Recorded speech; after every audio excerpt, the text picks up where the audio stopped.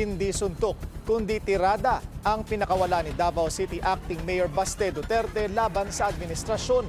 Lahat daw ng ginagawa nito ngayon, pagpapabango lang para sa 2028 elections. Narito ang agenda report ni Francis Folve. Bago pa umere ang podcast ni PBBM nitong Lunes ng gabi, una nang bumanat si Davao City Acting Mayor Baste Duterte sa kanyang YouTube channel. Pinuna niya ang ika-4 na sona ng Pangulo. Tagal ko na sinasabi yan. Simula pa lang ng itong nagpa-podcast tayo na masyadong focused sila on the 2028 elections. Tapos lahat ng movements ng administration are, inaano nila pinopoliticize nila lahat ng ginagawa nila to solidify their bid for the 2028 elections. Kaya yung functions ng government compromised. May hirit din si Baste sa mga congressman na dumalo sa sona. Di ba nakinig yung mga yun? Basta every time pumalakpak yung mga congressman, pasalamat sila, si BBM talaga yung presidente ngayon. Kasi wala busog kami Hindi talaga madali lahat Basta luhod lang kami dyan, meron na kaming budget. Pati ang panonood ni AGA Party List Representative Nicanor Briones ng sabong sa cellphone habang nasa sesyon ng Kamara, di nakalusot. Hayaan na natin yan. Yan yung Congress. Ito nga yung klaseng gobyerno na meron tayo ngayon.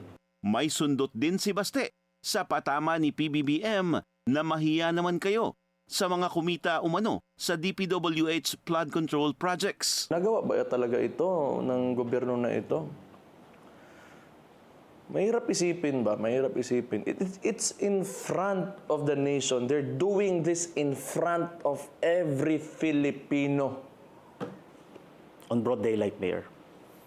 Yeah, yung mga congressman naman, palakpak kami because who's going to take the blame? The president. Diba? And the president is so shameless, so wala rin. They were very proud. All very proud. It's so confusing. Sa 20th Congress naman, masaya si Baste sa Blue Ribbon Committee chairmanship ng kaalyadong si Senador Rodante Marcoleta. Tingin din niya, may laglagan na sa Senado sa pagitan ni Bam Aquino, Kiko Pangilinan at Risa Ontiveros. Mayor. Tingin ko, si Bam at saka si Kiko kasi,